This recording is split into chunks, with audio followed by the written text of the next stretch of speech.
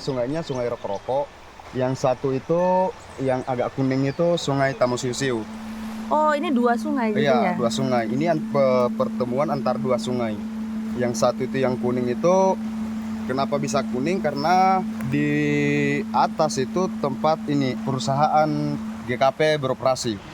Kita takut. Jadi kita tidak mengonsumsi di situ. Villagers on this island are fed up. Ya, air dari perusahaan. Sebelum masuknya perusahaan ini, kami punya air bagus, jernih, tidak kabur. Jadi makanya kita selalu melawan. But protests haven't been able to stem a growing thirst for nickel that's seen their land overrun and their waters polluted. Driving demand is nickel's role in electric vehicle batteries. With the largest proven nickel reserves on the planet, Indonesia is racing other regional players to become Southeast Asia's leading EV hub. In just 3 years, Indonesia has signed more than a dozen deals worth more than $15 billion for battery and EV production. The mining and refining boom is creating thousands of jobs and boosting the economy. But in its wake, it's leaving behind a trail of destruction. The water is quite warm, not like a normal warm. Kalau dulu memang ikannya di sini banyak, sekarang nggak ada. Our transition to electric vehicles is coming at a price. In this report, we take you across this country's nickel heartland to speak to those whose lives are being transformed for the better and the worse by Indonesia's race to become a global EV hub powered by nickel.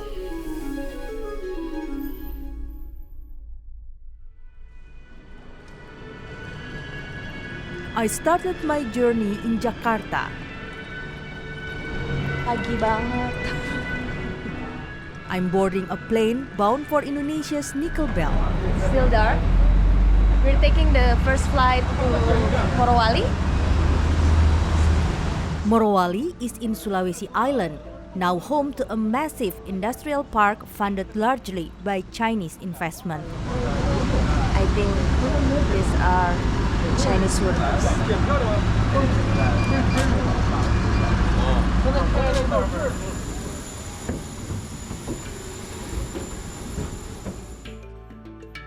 But our first stop before Morowali is Pomala, a region in Southeast Sulawesi which is famous for its nickel.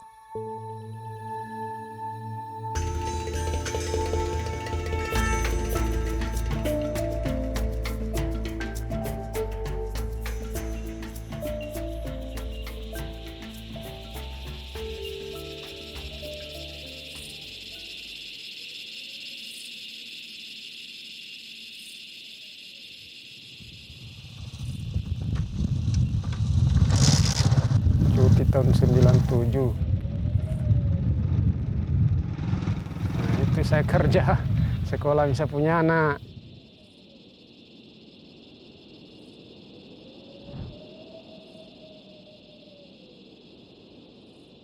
Orang menambang di atas. Tambang itu berapa tambang? Itu perusahaan sana, pabrik nikel tuh. Iya, di situ. Tuh. Dia olah semua di atas itu. Jadi kita ini petani sini sengsara kalau musim hujan tuh. The land above Jupris farm is being rapidly cleared in the search for nickel. Air merah. Jadi itu padi tidak mau hidup tuh. Nah, kalau di depan ini lihat ini sawah masyarakat sebenarnya yang sudah tidak produktif lagi. Di mana kalau dilihat sebelum ada aktivitas tambang itu, mereka bisa panen itu 7 sampai 10 ton gabah. Nah, sekarang itu sudah setengahnya pun tidak cukup.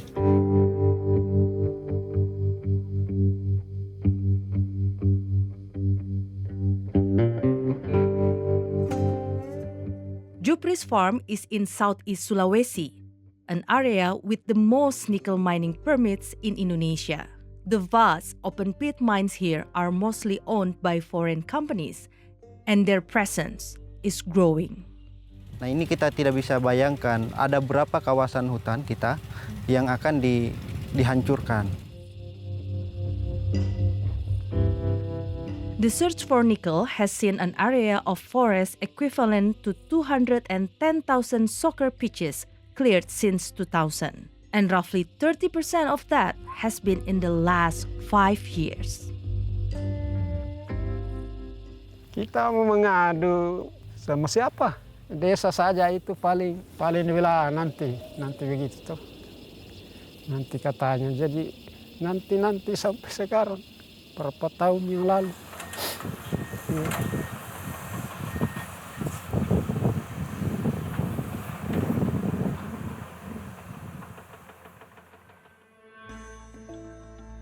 I still had mixed feelings when I left Jupri and Pomala for another nickel hotspot area on this island.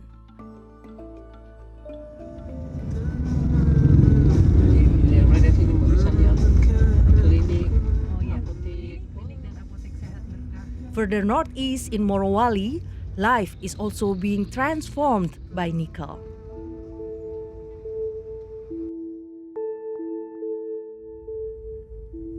Home to a joint Indonesian-Chinese industrial park known as IMIP, this is now a global epicenter for nickel production.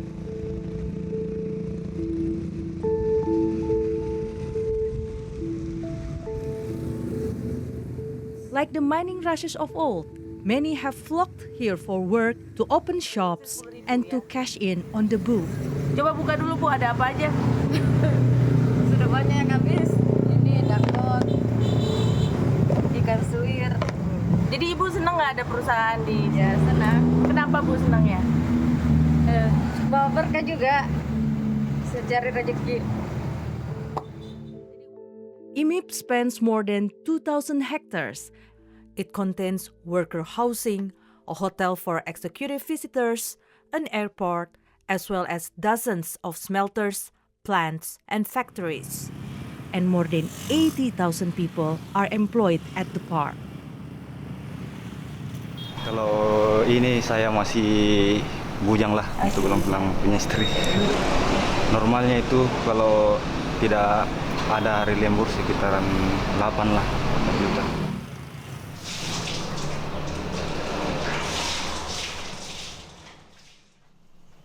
As morning approaches, Hendra Seno is getting ready for work.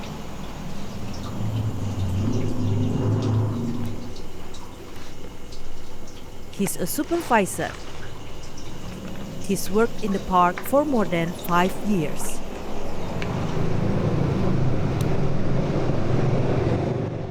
Ini di sini kontrak berapa orang sama? Ya, 5 orang. 5 orang. Berapa bayarannya sih? 1 juta per bulan. 1 juta per bulan, Ya. dibagi 5 berarti. Iya. Hendra is among those grateful for IMIP. Karena bisa membantu keluarga, terutama orang tua, sama membantu untuk adik-adik untuk sekolah.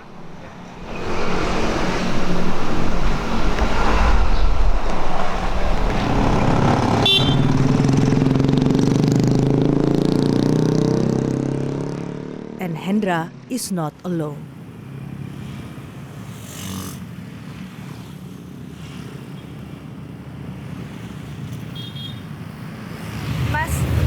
Mas, boleh tanya sebentar? Penghasilannya lebih banyak. Penghasilan lebih bagus ya daripada. Lebih bagus daripada di Palopo. Sedikit juga aja. Oh ya? Berapa perbandingannya? 3 kali lipat lah. Makanya saya lari ke sini pergi merantau.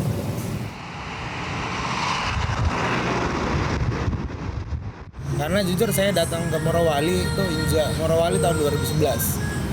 Cakep juga lautnya kan, bukitnya, gunungnya. Perusahaan ini sangat banyak menolong manusia. Maksudnya dengan membuka lapangan pekerjaan di dalam, tapi untuk secara lingkungan keberadaan IMIP ini butuh mungkin evaluasi tentang lingkungan, tentang laut yang tadinya masih biru, sekarang perlahan udah setengah lah jadi coklat.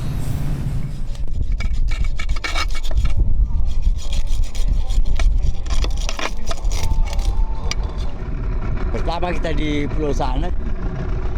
Serta ada yang perusahaan suruh pindah. Di pulau situ ada pulau situ. Just below the park is the fishing village of Kurisa. The people who live here are Bajau, an indigenous group known for their seafaring way of life. Sebelum ada perusahaan di sini, tahu ada apa? Ini biar satu ekor tidak ada kalau kita mancing. Nanti di luar itu baru ada sedikit. They said it is because the water coming from there, just behind me.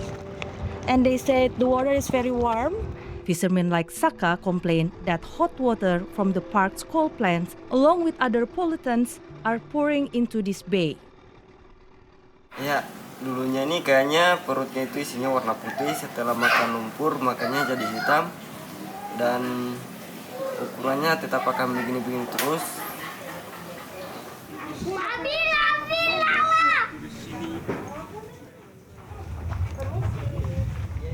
Ini kasihan, masih bisa kita cari-cari yang cari kayak kerang cowok yang bisa dijual kok.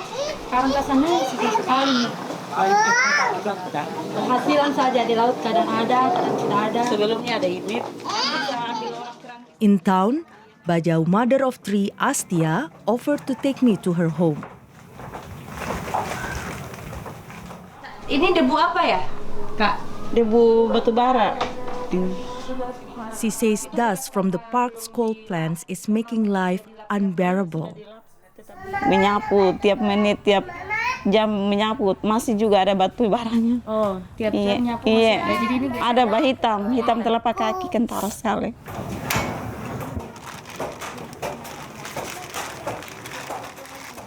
Without fish to sell, her husband is now unemployed.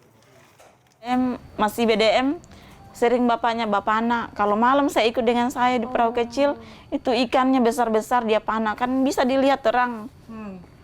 Sekarang nggak bisa, Mi. Biar kita mau lihat sendok di laut, jatuh nggak bisa, Mi. Keruh. Apalagi sudah biasa makan ikan, baru tidak makan ikan. Kalau mie, nggak bisa saya makan mie.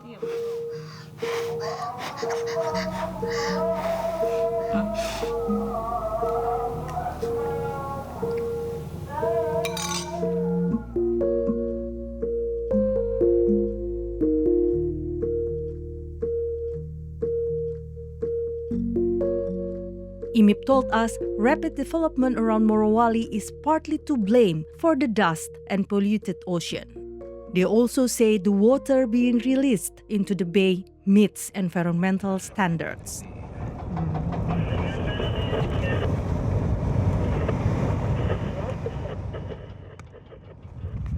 No hazards here, just be careful of the rocks, you don't twist your ankle. Yeah. That's how I get that. Yeah. At Hengjaya Mine, not far from IMIP, mining operations are expanding. Australian company Nickel Industries has a stake in operations here and at IMIP. They agree mining in Indonesia has caused environmental issues, but they want to do things differently. They've planted millions of trees and are investing in a major solar project at IMIP. While nickel mined here was once used mainly for stainless steel, IMIP is now increasingly refining it to be used in EV batteries.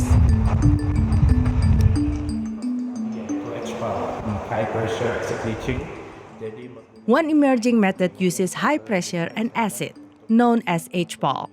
But HPAL remains highly contested.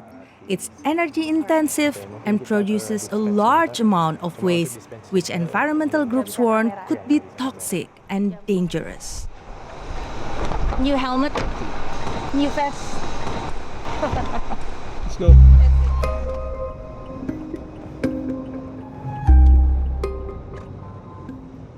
Two of Indonesia's 3 HPAL plants are here at IMIP, and as many as 7 new plants are planned across Indonesia. Although access is strictly controlled, I was taken inside the park to see what the refined nickel destined for EV batteries looks like. 45% nickel. By 2027, as much as 80% of nickel in EV batteries worldwide could come from Indonesia.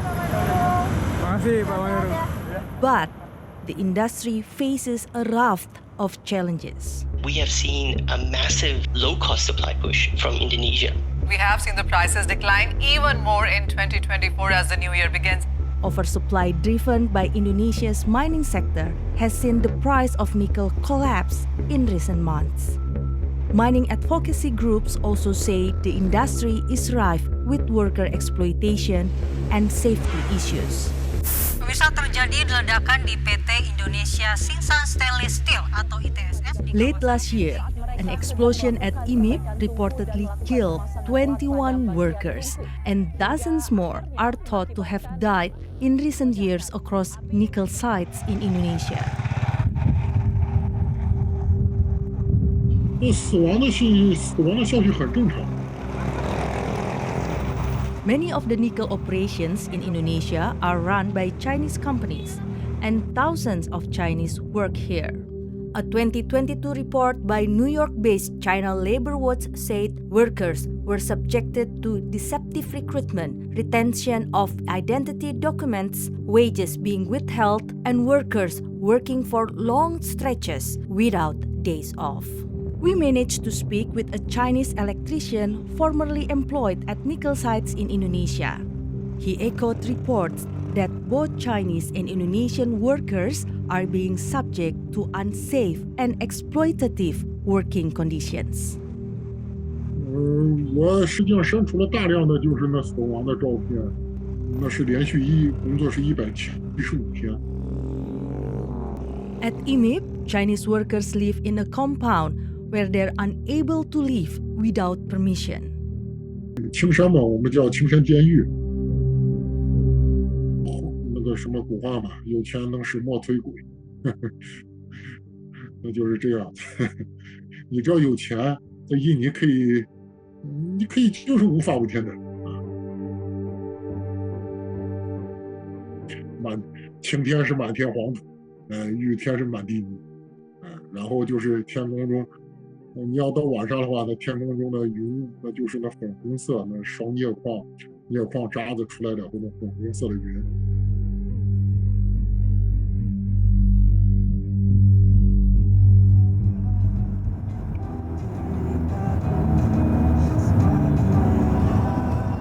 Away from the dangers of smelting and refining nickel, thousands of Chinese workers have transformed the economy and social fabric of Morosi in southeast Sulawesi. They move about much more freely here than at IMIP.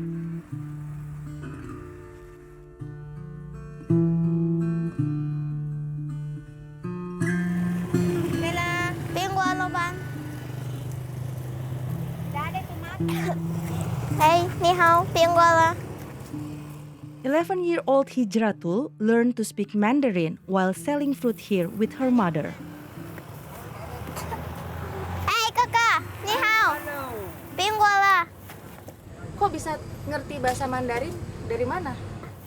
Biasa juga kalau Cina bicara, saya tahu artinya tapi kadang juga tidak tahu bilang.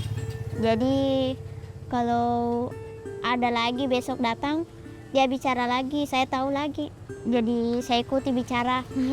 Jadi lama-lama ngerti ya? Iya. Nggak pernah belajar dari internet, Google Translate, nggak pernah? Kalau biasa juga dari Google sedikit. Dari Google? Iya. Jadi biasanya kalau kamu jualan, gimana tuh ngomongnya pakai bahasa Mandarin? Saya bilang ni hao, si kuala yuai kungjin. Artinya bali semangka, murah 10.000 1 kilo. Durian, kalau ada durian, dia paling suka durian. Kalau kamu kan pulang sekolah, terus bantu jualan. Iya. Ngerjain PR-nya kapan? Biasa juga kalau malam kerjanya, biasa juga sore, siang. Life has been tough for Hijra's mother. Her eldest son is in prison. Jadi hijrahnya itu cita-citanya mau dia supaya dia nanti bisa menjadi jubir. Cita-citanya mau dia biayai hidup orang tuanya. Dia bilang, sabar ya Mak, nanti saya bisa biayai Mama. Oke nak. Kakak-kakaknya dia nakal-nakal semua.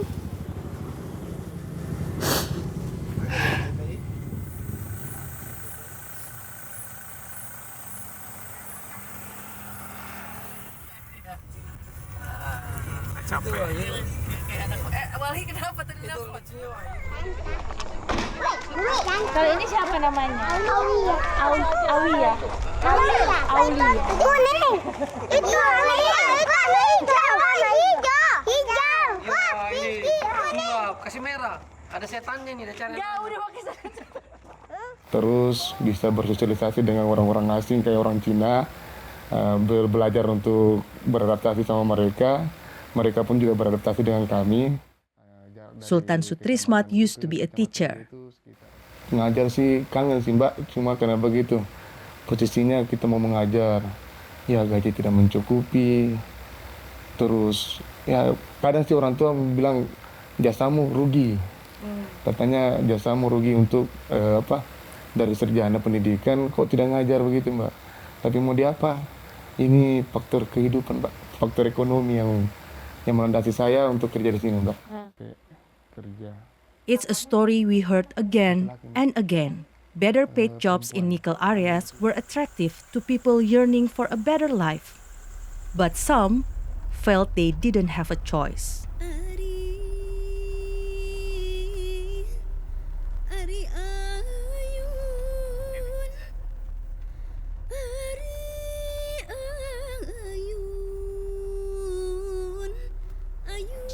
Nama saya Putri, usia saya 31 tahun, status janda. Mother of three, Putri says she was lured to Sulawesi's nickel industrial zones by a job offer, but it wasn't what she thought.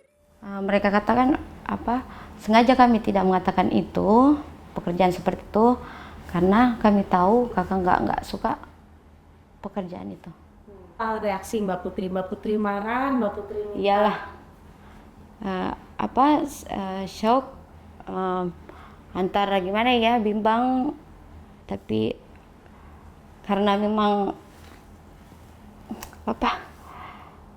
uang pas-pasan kan kesini, nggak mungkin kan langsung balik lagi.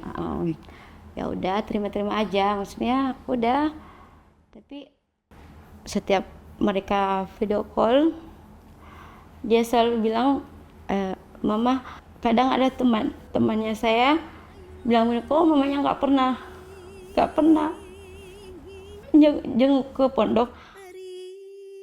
Sebelum saya kirim itu saya pikir terus tuh subuh, ya Allah, apakah langkahku ini salah?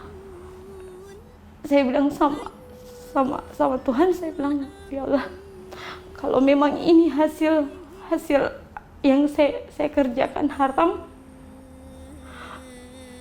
haramkan buat saya saja sendiri. Untuk mereka yang makan ini uang, halalkan. Apapun itu konsekuensinya, dosanya apanya, biar saya sendiri yang tanggung.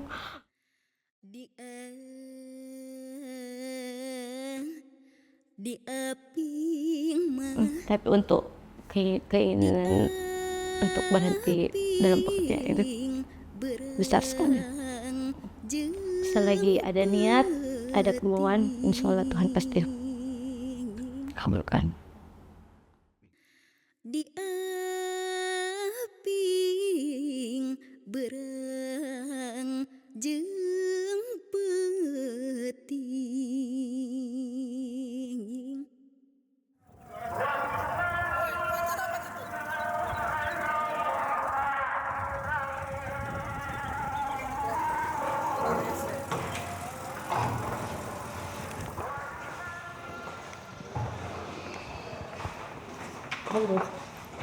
Saya Helena, ini Yusuf.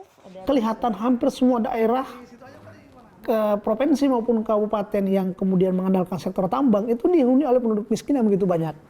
Nah, ini berarti pertumbuhan ekonomi kita kosong. Jadi dinikmati oleh kelompok masyarakat tertentu.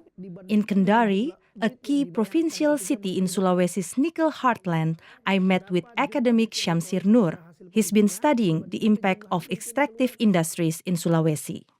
Pertumbuhan ekonomi yang tinggi kita ini yang ditopang dengan sektor pertambangan atau ekstraktif ini kemudian tidak juga memiliki korelasi yang positif terhadap capaian kesejahteraan masyarakat. Hilirisasi yang saya maksud agar kemudian kesejahteraan itu naik adalah hilirisasi pada sektor utama pembentuk, termasuk penyerap lapangan kerja, sektor pertanian dan perkebunan misalnya. Mr. Nur also questions whether the industry will remain viable into the future. Nickel deposits are being rapidly depleted. Bahwa pertumbuhan ekonomi kita ini nggak boleh hanya tinggi semata, tapi dua kuncinya, inklusif dan berkelanjutan.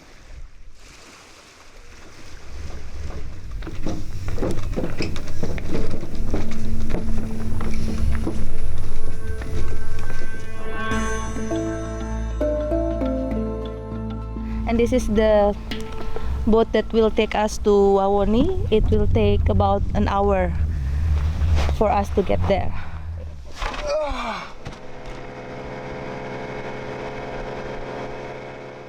Wawoni Island, just off the coast of Sulawesi, has been a flashpoint for resistance against nickel operations.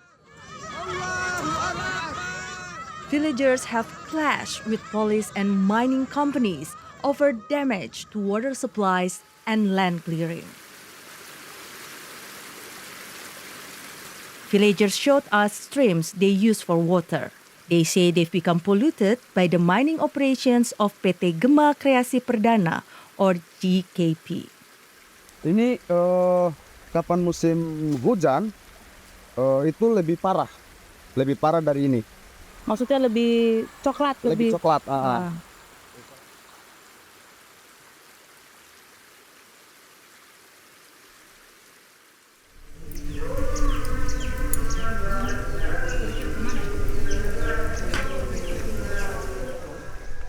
Malam Jumat sudah mulai keruh, kami punya air sekitar jam 9 sudah mulai keruh. Subuhnya saat turun berwudu di kerang itu sudah tidak bisa lagi karena sudah lumpur yang turun. 67-year-old Ratna has lived here her entire life. Persoalan itu Bu banyak.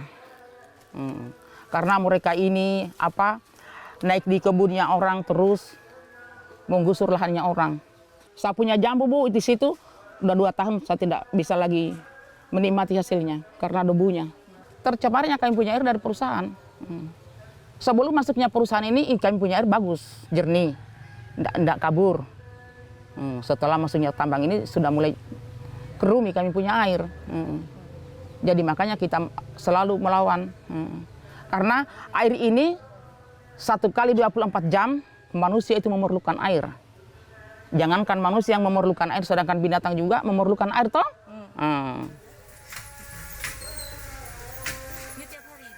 Karena di sini itu banyak itu Bu, janji-janjinya. Jual lahanmu, nanti kita kasih naik umroh. Oh ya, ada begitu juga. Ada janjinya. Nah, ternyata memang banyak orang yang naik umroh, tapi harganya kebunnya sendiri orang naik umroh. GKP denies responsibility for water issues on Wawoni and says it's not breaking any land laws. Uang itu Bu, hanya sesaat saja uang itu. Iya. Kapan habis kami punya tanaman itu, sudah tidak ada kami punya pengharapan. Iya.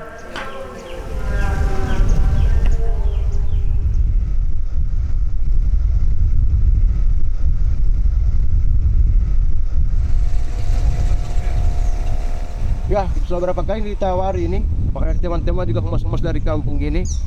Cuma saya Ibu sama sekali tidak pernah mau jual untuk ke perusahaan. Kenapa Pak? Ya kalau pertama, misalnya kalau saya menjual berarti saya memberi lagi ruang untuk perusahaan. Dan lahan-lahan kami yang lain pasti akan tercemar juga. Wawoni was my last stop in my journey in this country's nickel heartland. I admired the beauty of this island as well as the determination of Ratna and the other residents. From this island, I brought a dash of optimism, even when our boat was hit by big waves on the way home. I'm all wet, but it's okay because I'm gonna see, I think, the most expensive sunset I'll ever see in my whole life. Woo!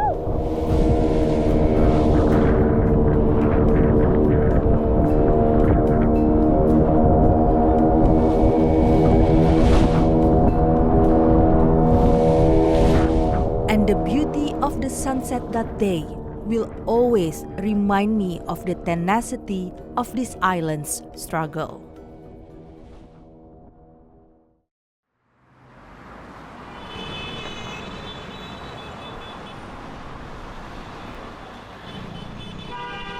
Indonesia's bustling capital, Jakarta, is notorious for its traffic and pollution. After 8 days in Sulawesi, now here we are back in Jakarta and traffic jam again. The average person here spends around 200 hours a year stuck in traffic. A key pillar of the government's nickel strategy is to use the mineral to manufacture EV batteries and encourage more people to go electric to reduce emissions and clear the haze from cities like Jakarta.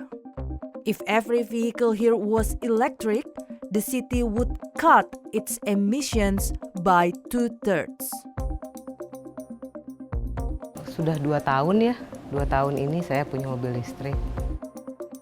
Saya hitung berdasarkan harga beli, perpajakan selama 10 tahun, lalu saya bandingkan juga dari sisi maintenance-nya seperti apa.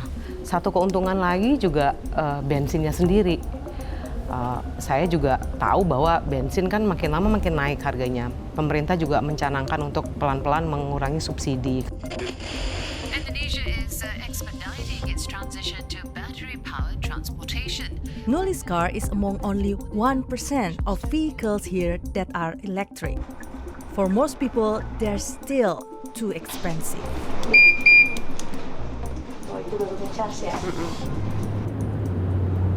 In Jakarta, the issues faced by those on the front line of the nickel boom feel a long way away. And just outside the city, an EV transformation is underway. The manufacturing sites. Indonesia's government has set an ambitious target of 600,000 EVs manufactured across the country every year by 2030.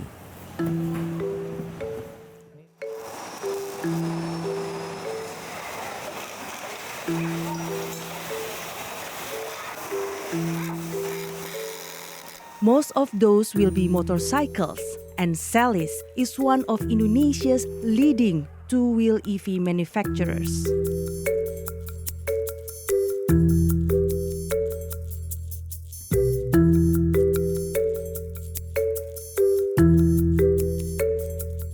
Sampai dengan akhir tahun kita target 5.000 unit untuk motor listrik Celis.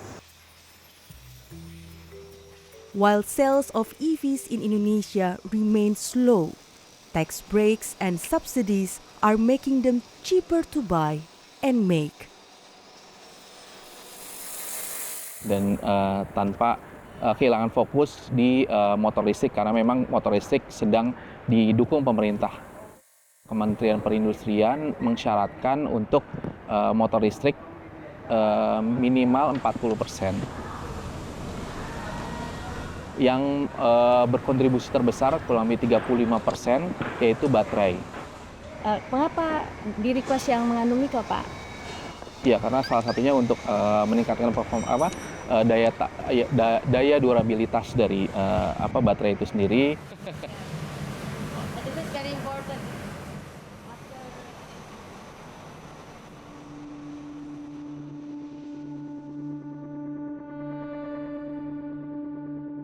The rapid growth of the nickel and EV industries in Indonesia is impressive. The journey nickel takes before it arrives here is long, and it touches the lives of many along the way.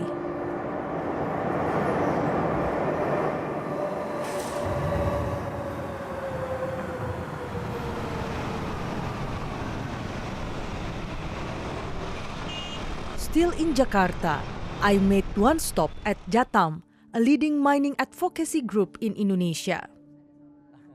They've been documenting widespread issues inside the country's nickel belt. Muhammad Jamil from Jatam says they're increasingly worried about the waste produced by HPAL plants that process nickel for EV batteries. Misalnya kalau hitung-hitungannya ya, untuk mengolah biji limonit itu sebanyak 8,3 juta metrik ton per tahun, itu akan menghasilkan limbah selari tadi 66,3 juta. Setahun. Bisa dibayangkan betapa besarnya volume limbah ini. Sehingga nggak ada cara lain yang terfikirkan oleh pihak industri sekarang ya. Hanya satu-satunya cara adalah deep sea tiling placement. Menempatkan volume limbah yang sangat besar ke bawah laut. Apart from the nickel downstreaming process, Mr. Jamil also questions the role of the Indonesian government in this nickel rush. Bagaimana kerusakan lingkungan hidup di semua wilayah industri yang disebutkan tadi, di Morowali, Morowali Utara, Pemala, di Pulau Wawoni, itu apa yang dilakukan oleh KLHK? I met and spoke with many people along my journey down Indonesia's nickel trail, and yet some questions were left unanswered.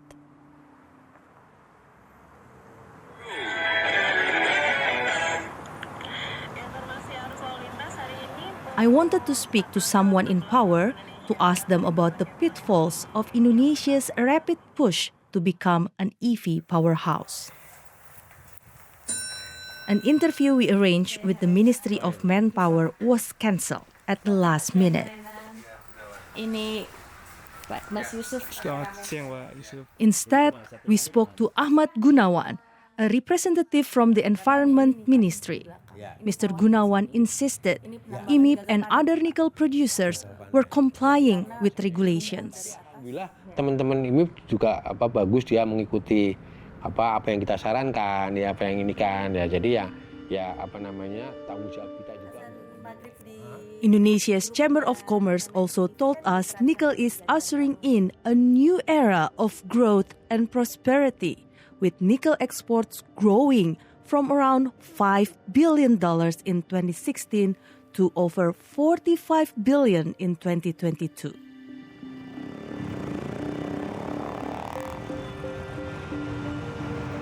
But too often on this journey, it's felt like nickel was helping some while leaving others in misery. Many here in Jakarta won't drive an electric vehicle for years. When they do, will they know the price being paid by people far away from the city?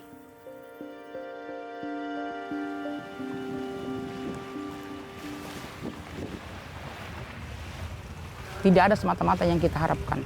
Harus perusahaan angkat kaki dari Pulau Wawoni. Itu saja. Tidak ada yang mensejahterakan masyarakat kalau perusahaan itu tidak ada, Bu. Tidak ada. Tidak ada sejarahnya mensejahterakan masyarakat. 在奥运跟那些矿的待遇是一样的。 那些叫镍矿，中国这些工人叫人矿，都是挖完消耗了就没有利用价值的。 Paling kita kalau bilang begitu lah, panggil dia itu, ajar. Jadi kita ini orang kecil toh, tidak bisa berbuat apa-apa. Paling mengharap sama yang di atas, yang dulu pemerintahan. Begitu, kita tidak bisa.